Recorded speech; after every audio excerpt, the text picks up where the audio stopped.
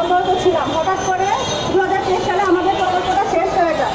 শেষ হয়ে যাওয়ার পরে পুনরায় আমাদেরকে পর্যায়ক্রমে নেওয়ার প্রতিশ্রুতি দেওয়ার পরে পরবর্তীতে আবার আমাদেরকে দিবে বলে আশ্বাস দেওয়া হয়। কিন্তু যখন আমরা দপ্তরে বারবার এ নিয়ে আন্দোলন করেছি দপ্তরের সামনে, কিন্তু আমাদের কোনো হস্তক্ষেপ হয় না। আর এখন পিপিটিতে আসার পরে এখন হঠাৎ করে বলছে যে আমাদের নিবে না, আউটসোর্সিংয়ের মাধ্যমে নিয়োগ বাণিজ্য করবে। যদি আউটসোর্সিংয়ের মধ্যে নিয়োগ বাণিজ্য করা হয় তাহলে আমাদের 1300 একজন ভাই বোনদের মধ্যে কে অধিকার খুঁজে পাবে? এটা তো হলো বাণিজ্য, এটা হলো নিয়োগ বাণিজ্য। আমরা এই বাণিজ্য মানি না, মানবো না। আমরা প্রধানমন্ত্রীর কাছে আমাদের একটাই আবেদন, উনি এই দেশকে একটা বেকারত্ব দূর করার জন্য উনি চেয়েছেন বেকারত্ব দূর করার জন্য। আজকে আমরা এই 1300 একজন মানুষ যদি আমরা বেকারত্ব দূর করার জন্য নারী উদ্যোক্তা তৈরি করে থাকি তাহলে আমাদের অবস্থান থেকে এখানে রাস্তায় হবে কেন? আমরা কেন দপ্তরের কাছে কোনো কিছু দাবি আদায় করতে পারি না? আমরা কেন দপ্তরের সামনে যেতে পারি না? আমরা কেন দপ্তরের সামনে এতগুলো মেয়ে এতগুলো ছেলে আমরা অপমানিত অসম্মানের সহিত আমাদের কোনো দাবি কেন মানছে না? তারা আমাদেরকে বল করে দিচ্ছে। তাহলে আমরা 5.5 বছর কিভাবে আমরা এইভাবে জনগণের জন্য সেবা করে গেলাম?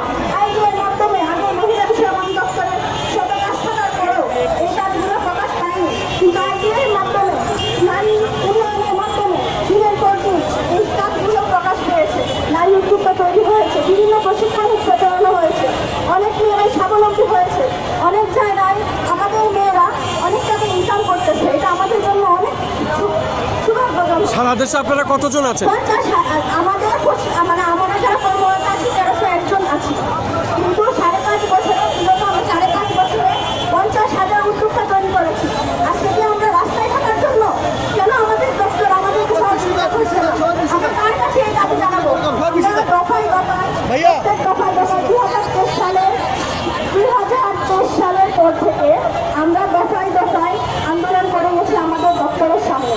আমরা আমাদের দপ্তরের লোকজনরা আমাদেরকে আশ্বস্ত করে বিদায় দিয়ে দিয়েছে, বলছে আপনারাই থাকবেন, অবশ্যই আপনাদের অগ্রাধিকার দেওয়া হবে। এমনকি আমাদেরকে ডিপিটির কাগজপত্র দেখানো হয়েছে যেন পুনরায় যে পুরাতন জনগণ তারা অবশ্যই থাকবে। কিন্তু হঠাৎ করে কিছুদিন আগে যে আউটসোর্সিংয়ের মাধ্যমে সার্কুলার দেওয়া হয়েছে সেখানে উল্লেখ করা নাই যে আমরা আছি।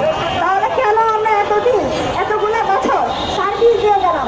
50,000 নারী উদ্যোক্তা তৈরি করার পরে যদি আমাদের স্থান রাখতে হয় তাহলে তারেক রহমানের কাছে আমার একটা অনুরোধ যে উনি কি আমাদেরকে বেকারত্ব করার জন্য আমাদেরকে করেছে? আমরা অনেক ভাই বোনরা যারা পর্যাপ্ত পরিমাণ বয়স নিয়ে চাকরিতে ঢুকেছি, আমাদের যদি 2 বছর চাকরি করে দিত আমাদের বাহির করে দিত তাহলে না হয় আমরা এক এক করে এক এক জায়গায় অবস্থান করতে পারতাম। কিন্তু দফায় দফায় নিয়ে দাঁড়ানোর পরে এখন আমরাই তো বয়স সীমা অনেক করে দিচ্ছে, বয়স চলে গেছে, অনেকে বিধবা নারী আছে, অনেকে শারীরিক প্রতিবন্ধী আছে, অনেকে অনেক অনেক পুরুষের থাকতো না, যারা পুরুষ মানে একটা সংসারের মধ্যে একজন পুরুষ কাজ করে তাদের তো তুমি আমি তারা নারীরা নারী অনেক বিধবা 1300 একজন পরিবার, শুধু 1300 একজন মানুষ না, আমরা 1300 একজন পরিবার আমরা রাস্তায় নেমেছি।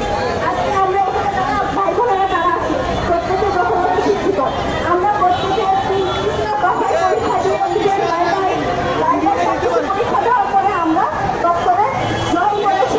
তারপরে আমাদের পুলিশ ভেরিফিকেশনের মাধ্যমে আমাদের নিয়োগ দেওয়া হয়েছিল। তাহলে কি আমরা ধরে নিব এই সব কিছু ছিল ছলনা? তাহলে এই